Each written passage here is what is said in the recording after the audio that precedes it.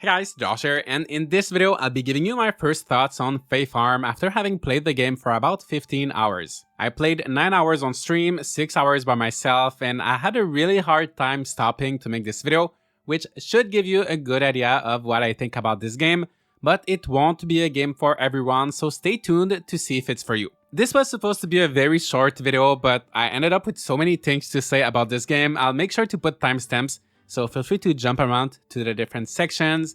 But before we start, first, I want to say thank you to the developer Phoenix Labs for sending me a Steam key so I could check out Fae Farm early. And as a reminder, it comes out on September 8th for Nintendo Switch and Steam. Let's start, and the first thing I did, of course, was create my character. And even though it looks very simple on the surface with chibi-style characters, Fae Farm's character creation tool is pretty complete and diverse. There's a ton of skin colors, from realistic to more fantasy-style shades, a good variety of hairstyles, facial hair, which we honestly don't see in a lot of farming games, facial details like scars, freckles, vitiligo, makeup, tattoos. There are multiple body types, mouths, eyes, eyebrows, and it really shows how a game can have both a cute art style and a good number of options. The only negative thing I would say about the character creation is that you actually choose your name before creating your character when you create your Phoenix Labs account. So every character you create will have the same name that is linked to your account. So for example, if I wanted to have a second save file and play as a female character, let's say, her name would be Josh because that's the name I set up with my account. Personally, I don't mind because I know I'll just stick to one character, but I feel like it would be better if you would just type a name for each character you create, like in most games. If you don't create a Phoenix Labs account, which is pretty instant, it's super quick to make, and doesn't require you to give any personal details, it will take your Steam or your Nintendo Switch account name. So I guess you could change your Steam name, or for example change to a different Switch account if you wanted a different name. I'm sure it's probably not a big deal for most people, and probably something that the developers could improve in the future, as they said they would provide free content updates, but just something to keep in mind if you know you'll have multiple save files, or if you share a Steam account with a partner, for example. With that being said, as soon as your character is created, you'll get to see this storybook-style introduction to the game, and basically what's happening is that you found a message in a bottle inviting you to an island, and as you sail on the ocean, you end up in these whirlpools that destroy your boat, and then you're on this island called Azoria, where the mayor greets you and gives you a house, and you just start a new life there. The story is pretty lighthearted. There's also a little magical twist to it. There are these thorns and black fog everywhere on the island. You'll eventually meet fairies and magical creatures. And while the story itself isn't exceptional, I really do like the world that the developers created. The town and the surrounding environments are beautiful. The characters and the animals look unique. The music is cozy and relaxing, and somehow it just feels good to be in Azoria. The first thing I noticed when I actually started playing was how smooth the controls and movements were. You just move around so easily, you can jump everywhere, bounce on mushrooms, your character will do twirls and flips, you can jump down cliffs without taking any damage, you can jump in the rivers, swim like a dolphin.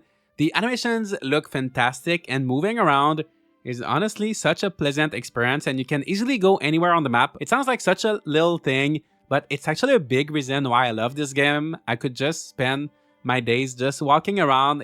Moving is just so much fun, and it gets even more fun when you get your wings to double jump. This does not apply only to movement, but all the controls are just so responsive and seamless in Fae Farm. There is also really good visual and audio feedback in every little thing you do, whether it is watering your crops, harvesting them, catching bugs, or simply talking to villagers.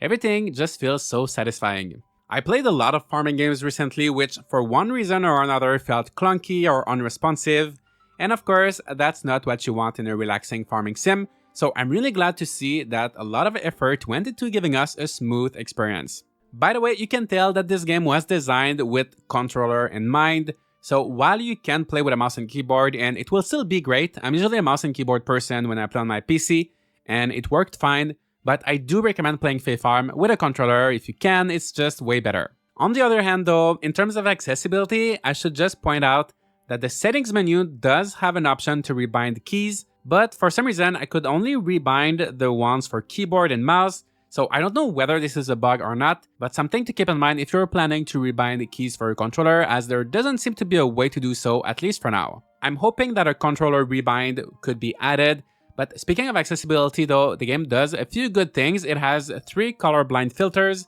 the option to disable controller rumble and screen shakes, as well as a simple fishing mode, which we'll talk about more later, but allows you to tap a button instead of having to hold it while fishing. Now let's talk about all of the things you can do in Fae Farm, and there's actually quite a lot. Starting with the farming, it's pretty simple, but it has just enough novelty to keep things interesting. You first need to craft some garden beds instead of tilling the soil like you would in most games, and in order to do that, you'll need some silt, sand, and wood, which you can gather from your plot and around the island. Like in any farming game, you have a set of tools like an axe, pickaxe, watering can, sickle, and a shovel, but those will be selected automatically depending on what you're interacting with. So you simply press the same action button, and if you're in front of a tree, your character will use their axe, but if you're in front of a pile of sand, your character will take out their shovel without you having to do anything. At first, I was worried that this might simplify the gameplay too much, but later on you will have some tools that you'll have to select manually, like the fishing rod, bug net, and magic wand, and you will have to rotate between all of these using the L and R buttons. So basically, all of your tools that are used for farming and gathering materials are bundled together, and then you have your tools for catching critters and fighting that are separate. I love how they simplified it a bit, but since you will use your fishing rod, net, and magic wand a lot, there's still a good amount of interaction and it doesn't feel oversimplified.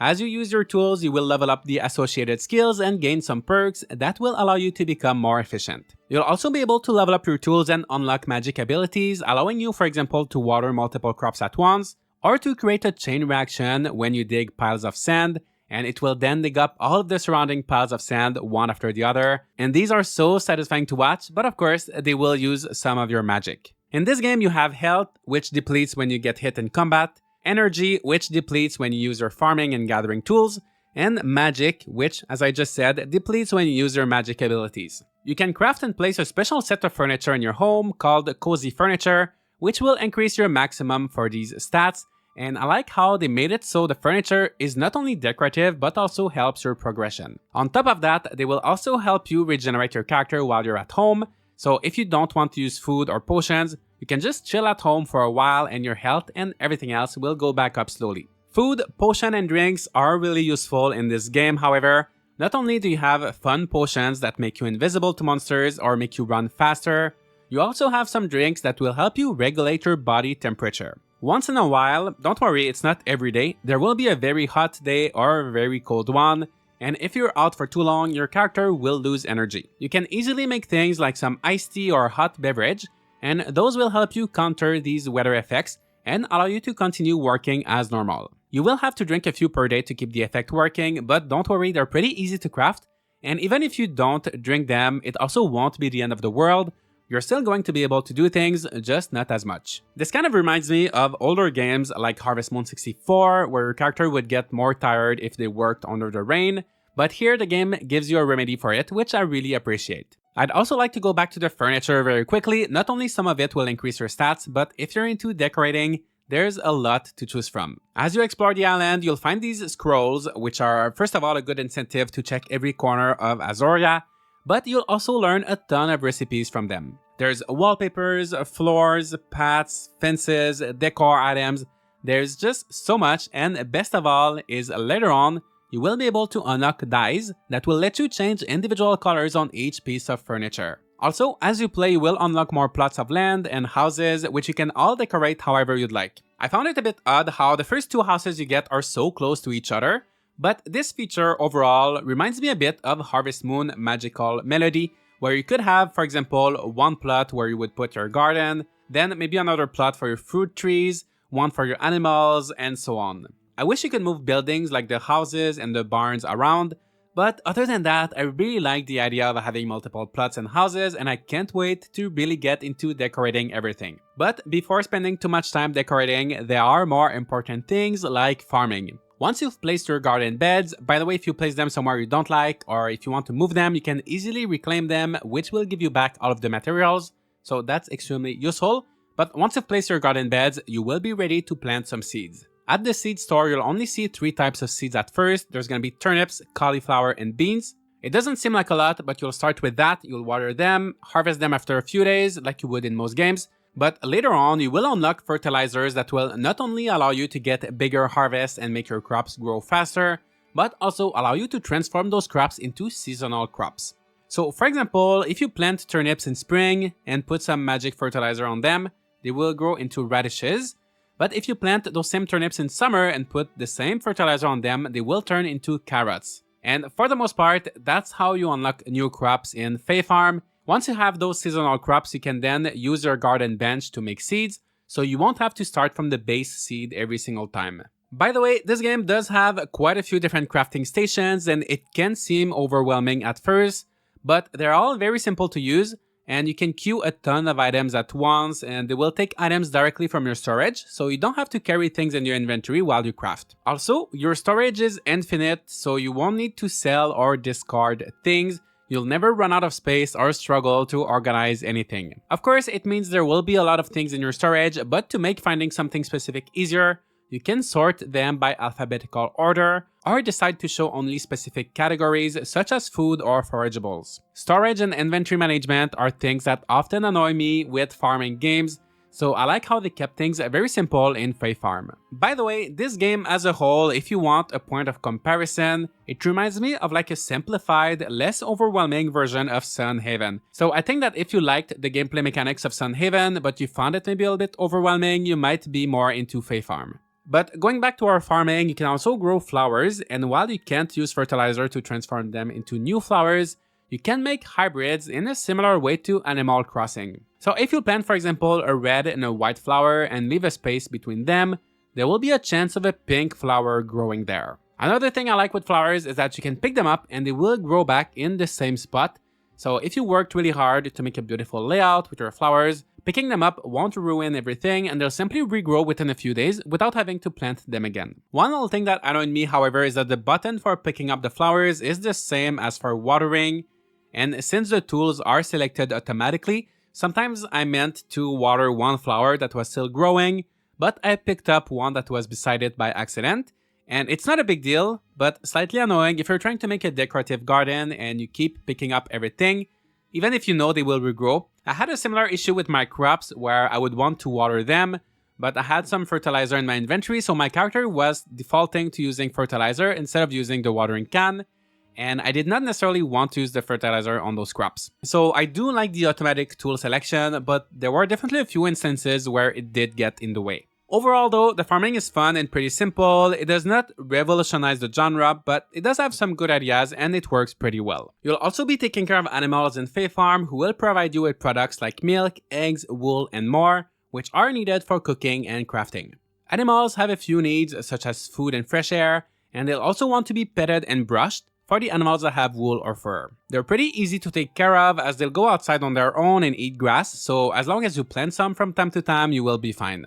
I also like how you can easily see what needs have been fulfilled for each day simply by approaching the animals, and if they're still eating or they haven't been outside for long enough, you will see the circle won't be completely full, so you know that they're still working on that need. There is also a lure that you can place on your field that will attract all of your animals so that they will hang out around there and won't roam everywhere on your farm, and I find that's a great idea and it makes it easy to find your animals. Because of the automatic tool selection, I've had some instances when I wanted to pet my animals, but my character decided to cut the grass instead. So once again, that was a bit frustrating and I wish there was a way to unequip the tools. You can bring your animals to a shop to breed them, and if you have the correct materials, you'll be able to buy some charms, which will give you a chance of getting an animal of a different color. It will take a few days, but not only will you be rewarded with a cute animal that looks different, but their maximum happiness will be higher than animals brought from the shop, rewarding you with more products. Overall, ranching in Fae Farm, much like farming, is simple with a few good ideas, but it works pretty well. Now let's talk about things that are not as good. I think one of the weakest points of Fae Farm is that except for the days when the weather will require you to drink cold or hot drinks, most days are pretty much the same. There is a calendar, 4 seasons with 28 days each, and yes, things like forageables, fish and bugs will vary a little bit with the seasons, but the day-to-day won't change much. For example, in most farming games, you'll have days when certain shops are closed, days when a special merchant comes to town, or when something special shows up on TV, and you have to plan your schedule around that. That's one thing I really like about farming games, just a little bit of time management and planning. But in Fae Farm, all shops are open all day, every day. And yes, fish and bugs will change depending on the time of day, but everything else is pretty much always the same.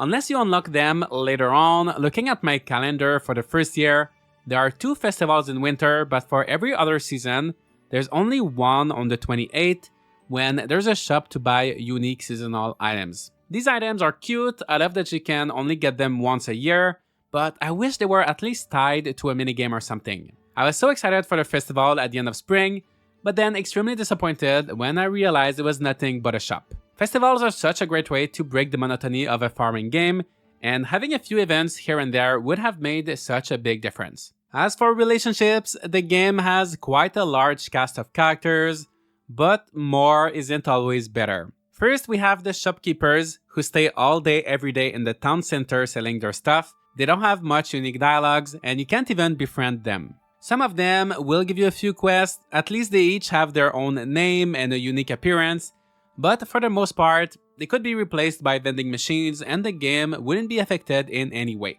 Then we have the befriendable characters. These ones will usually have a little bit of a schedule and be at different places depending on if it's daytime or nighttime. By the way, one feature I love in Fae Farm is that you can open the map and track a villager, which makes them very easy to find. So you can talk with these NPCs once a day to increase your friendship.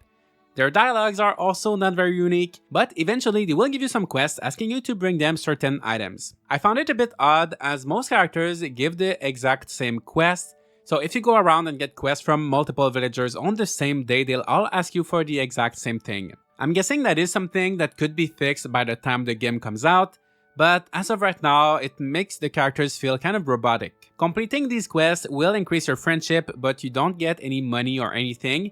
And as far as I know, you don't get anything really for increasing your friendships, so that mechanic felt pretty pointless to me. Then we have the romanceable characters. At the beginning of the game, there will be only 2 or 3 in Azoria, and the rest will move in a bit later as you progress through the story. You can talk to them once a day, you can also gift them once a day. The problem is the gifting system is a bit hard to understand and the game doesn't explain it. So when you interact with someone, they will tell you the item that they want. So for example, let's say iced tea. Then you'll give them the iced tea, and in the relationship tab on the menu, their liked item will show as iced tea. Then the next day, it will still say that their liked item is iced tea in the menu, but when you actually talk to them, they no longer want iced tea, but instead they may ask you for something else, like a fish. So I actually like the idea that you do need to give them something specific. I think it's more fun than spamming them with the same gift every single day. But the likes in the menu feel useless and very confusing as they keep changing and they don't match with what the character wants at that moment. The whole system feels more complicated than it should, even after playing for 15 hours. And at first, I thought that the likes were changing when your relationship status changed. So for example, at first you're going to be strangers, then flirting, then interested and serious, but there doesn't seem to be a correlation and the game doesn't really tell you what's happening, so it was overall confusing, but that's another thing that I feel like could be fixed or better explained just with a little patch or update. Anyway, romanceable characters can also give you quests and it's going to be the same as the befriendable characters, so they just increase your relationships, they don't give you any money or reward. But eventually, you will be invited on dates, which is the fun part. On those dates, you will go somewhere, chat, and get to learn more about the other person.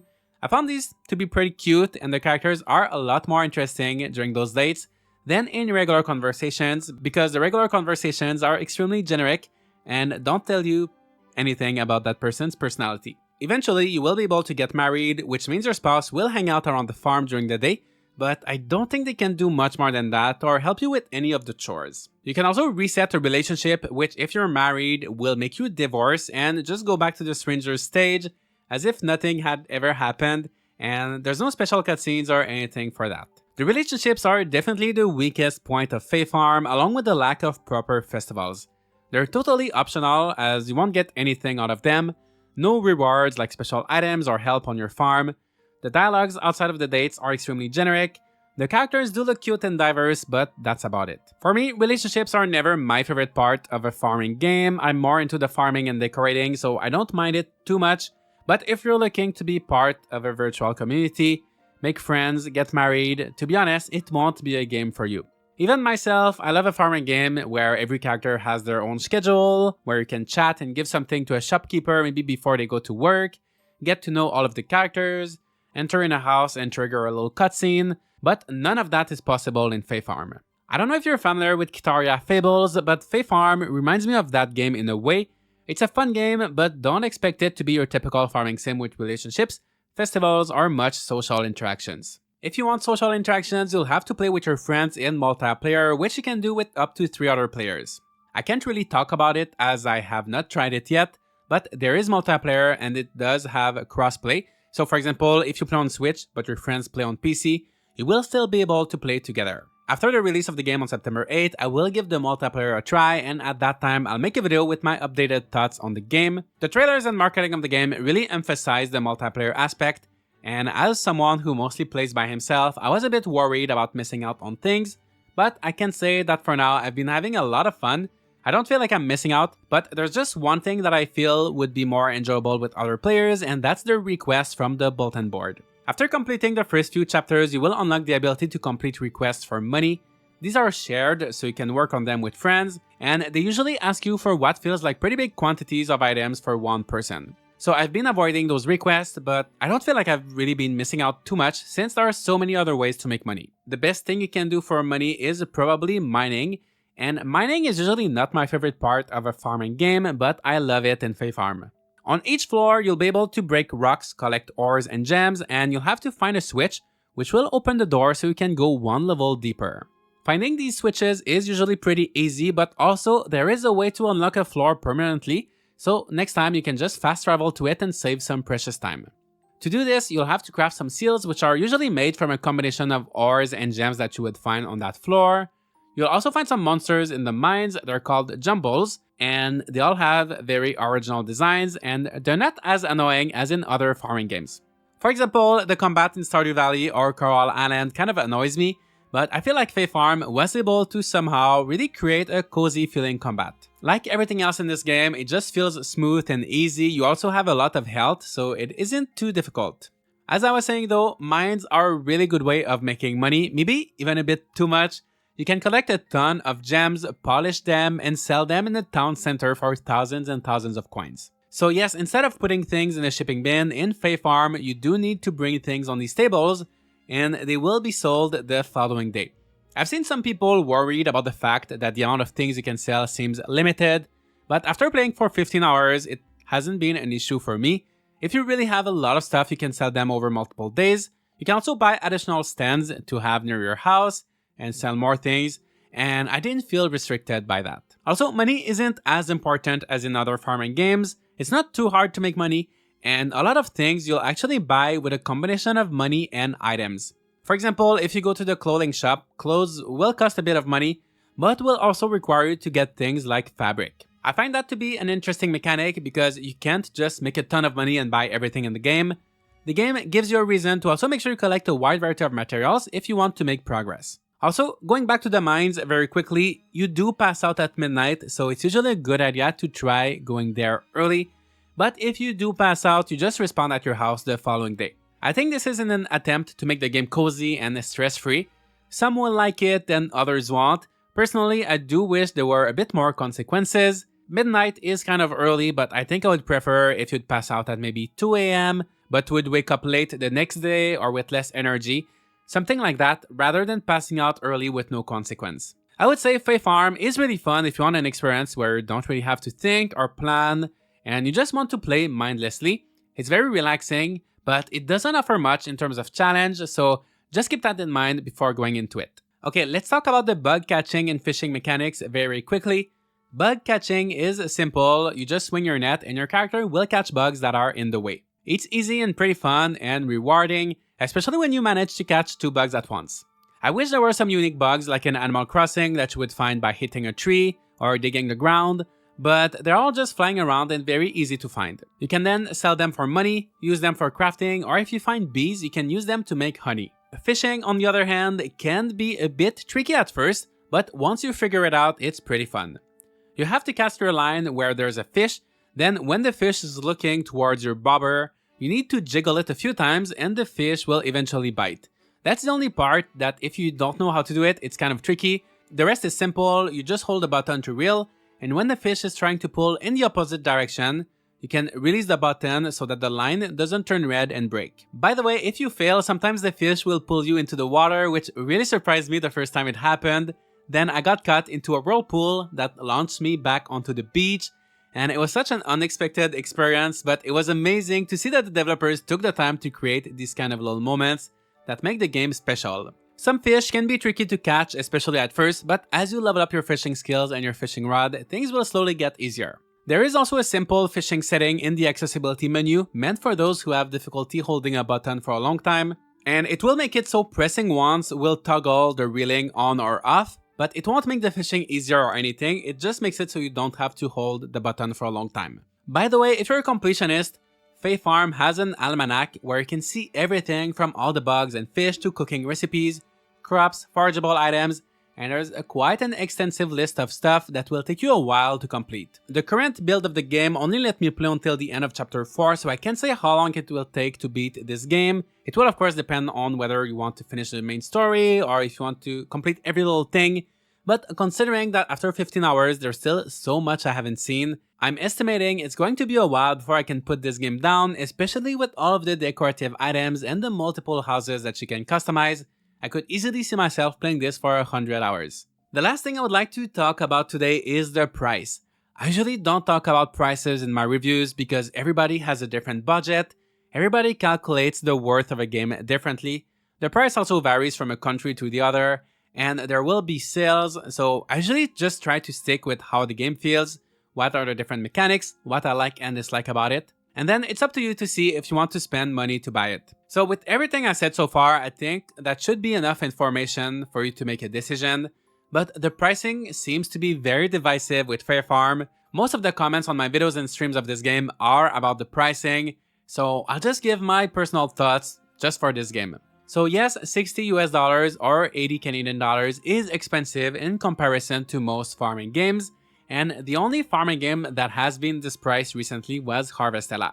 But for me, if I like a farming game, and I do love farming games obviously, and if I play it 50 or 100 hours or more, then in my mind it's worth it. In fact, even though the developers sent me a Steam key for this game, I think they'll send me a key for the Switch as well a little bit later, but I still pre-ordered a physical copy of the game because I feel like it's worthy to be part of my collection of farming games, and I'm having a lot of fun with it, and even though it's not a perfect game, it's one of my favorite ones this year, and you can tell that the developers worked hard on it. The Switch version, whether you get it physically or digitally, as well as the deluxe version on Steam, will include 2 content packs with additional content that should release between December 2023 and the end of June 2024.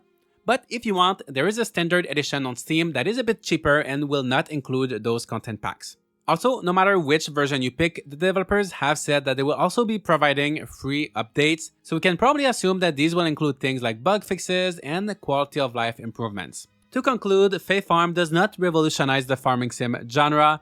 It does not have much in terms of completely unique features that really stand out, but everything that it does well. The graphics and atmosphere are great, the controls are intuitive, the different mechanics like mining, combat, fishing and bug catching are simple but fun and satisfying. The gameplay loop is rewarding except for the relationships. You always unlock new things, new areas, new furniture and better tools. There's always something else to look forward to. There's also a good amount of freedom with the decoration and customization, and it's just all around a very pleasant and cozy experience. If you're looking for a laid-back, easy to pick up and simple farming sim experience that lets you just relax and play without too much challenge, Fae Farm would be a great pick. But if you're looking for mechanics you haven't seen before, a deep story or meaningful relationships, or something challenging, then it won't be for you. Personally, I do like a challenge. I wish Fae Farm was a tiny bit more difficult, but I accept it for what it is, and for me it's a perfect game when I just want to play mindlessly, chill, decorate and things like that. After the release on September 8th, I will be revisiting the game, And once I've tried the multiplayer and finished the story, I'll be sure to make an updated review with my final thoughts on it. I'll also be going over the negative points, like the relationships and the fact that you can't name your character, and I'll let you know if anything I said in this video has changed. Let me know if you'll be picking up Fae Farm, are you excited or disappointed? Leave a like and subscribe for more Fae Farm and farming sim content like this, and I'll see you all in the next video.